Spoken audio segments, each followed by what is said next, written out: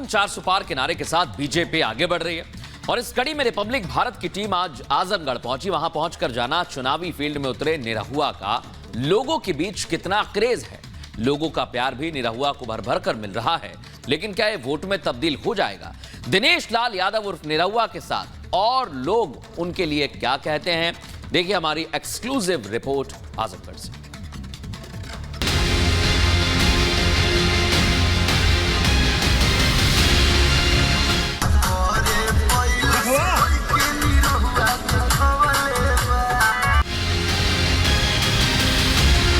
हम लोग 3 दिन वाले नहीं हैं, हम लोग पूरा 24 घंटा 12 महीना पूरे साल यहीं रहते हैं। 400 पार फिर एक बार मोदी सरकार।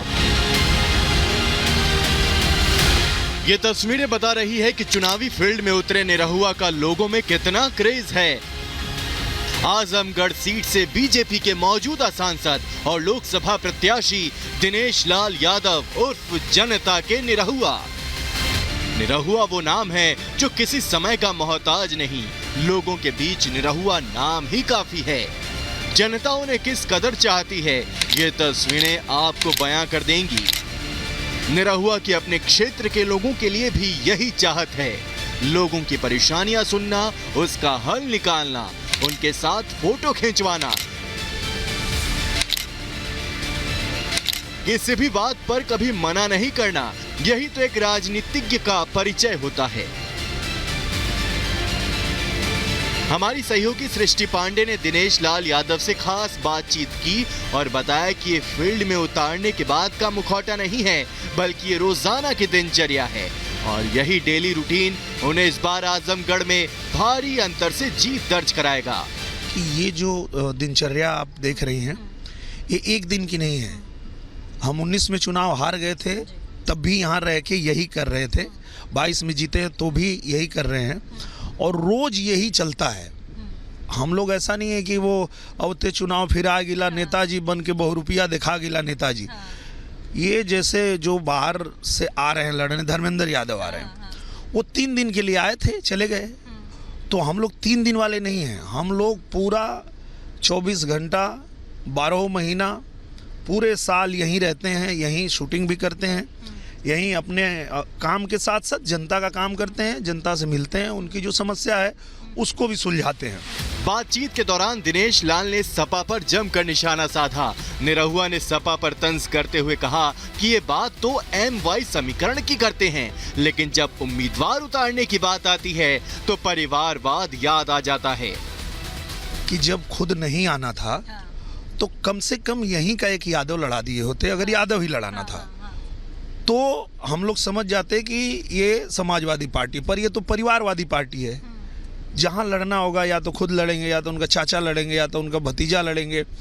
तो बाकी आप बात तो करते हैं MY समीकरण की, तो मुस्लिम को टिकट दे देते हैं, किसी यादव को क्यों नहीं देते हैं? वो आपके घर में ही क्यों आपको यादव दिखाई देता है? ये भी तो जनता सवाल पूछ रही है। इतना ही नहीं, आजमगढ़ में जीत के लिए निरहुआ जनता की सेवा के साथ भगवान से प्रार्थना कर रहे हैं और बीजेपी की सनातनी धारा पर आगे बढ़ रहे हैं और NDA 400 पार का नारा बुलंद कर रहे हैं।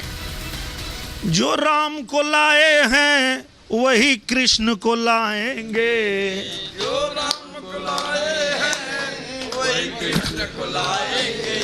पूरे भारत में हम भगवा लहराएंगे, पूरे भारत में हम भगवा लहराएंगे। अब की बार 400 पार। मंदिर से निकलने के बाद निरहुआ डबिंग स्टूडियो में गए, जहां फिल्मों की एडिटिंग की जाती है। जनता और अपने काम में सामंजस्य बैठाने के लिए फिल्मों का सारा काम निरहुआ यहीं से करते हैं, ताकि ज्यादा समय जनता को दे पाएं। मैं अपना काम भी नहीं छोड़ सकता था और जनता ने सेवा के लिए चुना है तो उनको भी नहीं छोड़ सकता था।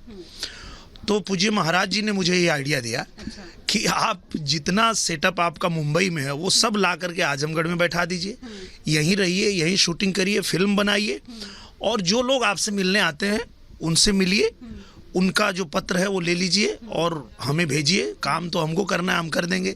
तो पूज्य महाराज जी भी और प्रधानमंत्री जी भी जितना भी आजमगढ़ का काम होता है मैं यहीं रह के अपना काम करते हुए और वो पत्र भेजता हूँ और सब कुछ यहाँ मिल जाता है। अब एक पॉलिटिशियन बन चुके हैं, क्या बदला है कलाकार में, राजनेता आने के बाद किरदार में क्या क्या बदला है, क्या लग रहा है परिवर्तन आप अपने जीवन में फील करते हैं? एक ही चीज़ बदला है कि पहले जो है हम सिर्फ शूटिंग करते थे और हम स्टार थे और जनता को सिर्फ ऐसे हाथ हिलाते थे।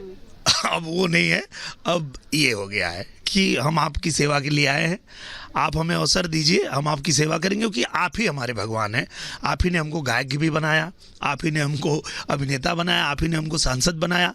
तो अब उनके बीच में रहते हैं और अब उनको हमारी सेल्फी लेने के लिए नहीं भागना पड़ता है, हम उनकी सेल्फी खुद ही ले लेते हैं उनको और उनको दे देते हैं, तो उनका भी काम हो जाता है और जो भी उनकी समस्या है उसको भी हम सुलझा पाते हैं और अपना भी काम करते हैं। निरहुआ हर हाल में जनता का मत बीजेपी के साथ होने का दावा कर रही हैं और इसे गुनगुना रहे हैं। बेटी के जैसे पतोहियों के पढ़ावल जाई हो, अब तो लोकसभा पतोहियों के लड़ावल जाई हो। बदल दिया।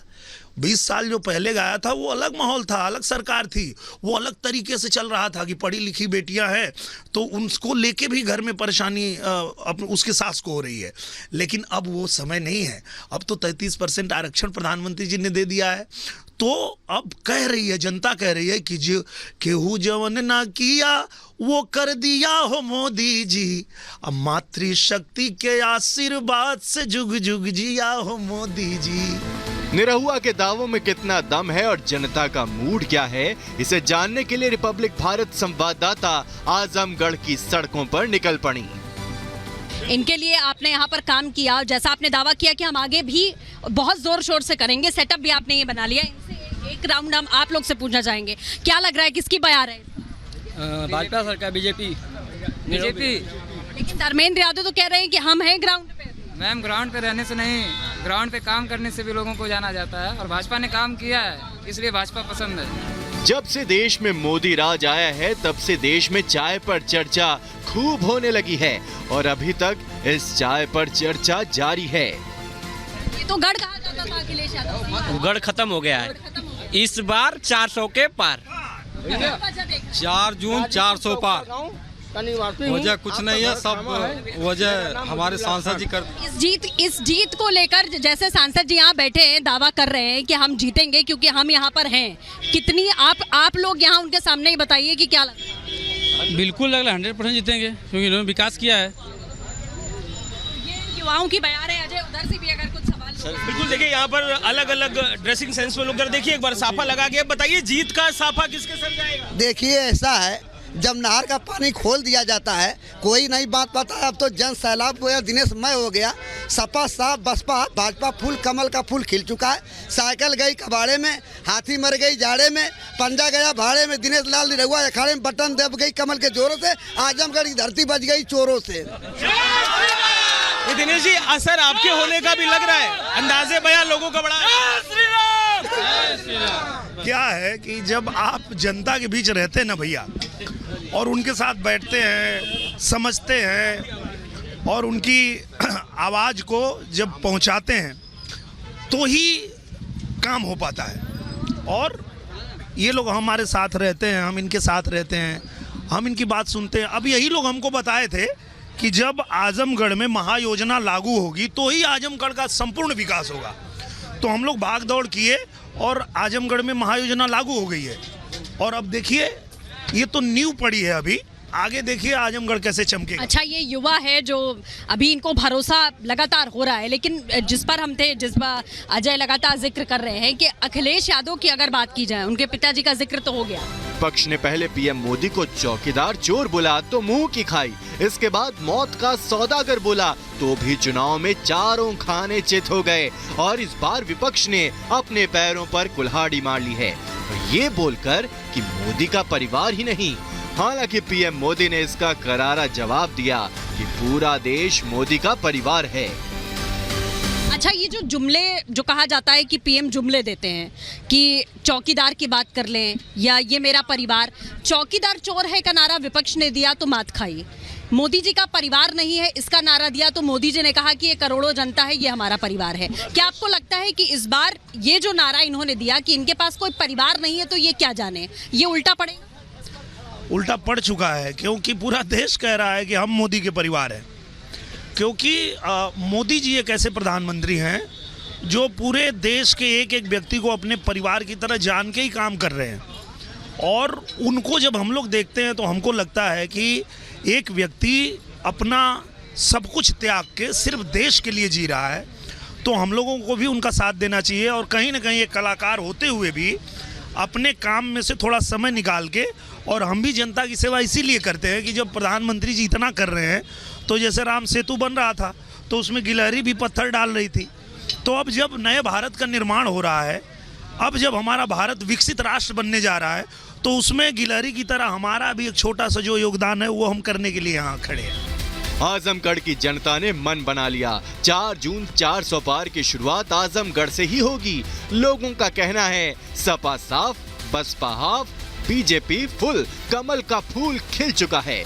साइकिल गई कबाड़े में, हाथी मर गई जाड़े में, पंजा गया भाड़े में, दिनेश लाल निरहुआ अखाड़े में, बटन दब गया कमल का जोर से, आजमगढ़ की धरती बच गई चोरों से।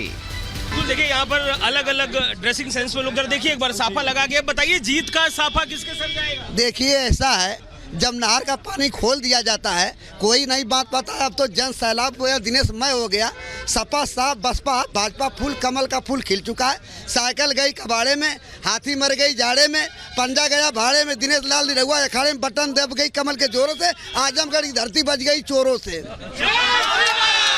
इधर अखिलेश यादव के बार बार प्रत्याशी बदलने पर दिनेश लाल निरहुआ ने क्या कहा, सुनिए। अखिलेश यादव का नाम सोचकर आज की परिस्थिति में जो बार बार अपने प्रत्याशी बदल रहे हैं, उनको लेकर क्या आ रहा है? मैं उनके लिए गाना बनाया हूँ। अखिलेश हुए फरार, निरहुआ डटल रहे, अब भौजी आवे चाहे भैया, होई आजमगढ़ जम के लड़ैया। चाहे धर्मेंद्र भैया को भेजें या चाहे प्रत्याशी बदल के भौजी को भेजें, हम लोग यहाँ से हटने वाले नहीं हैं। तो अब भौजी आवे चाहे भैया, होई आजमगढ़ जम के लड़ैया, और होई जाए पार फैसला अटल रहे, अखिलेश हुए फरार, निरहुआ डटल रहे। दिनेश लाल निरहुआ लोगों के बीच पहुंचकर लोगों की समस्या को सुने और बातचीत की।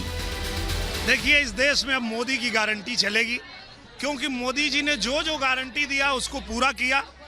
और जो हमारे किसान हैं, जो हमारे गरीब हैं, जो हमारी महिलाएं हैं, जो हमारे युवा हैं, सब लोगों ने ठान लिया है कि फिर से मोदी जी को ही लाना है और कमल का बटन ही दबाना है। पहले ही आजमगढ़ जो सपा का गढ़ कहा जाता था, अब निरहुआ के आने के बाद कितना बदल गया है, ये किसी से छिपा नहीं है। Bureau report, Republic Bharat.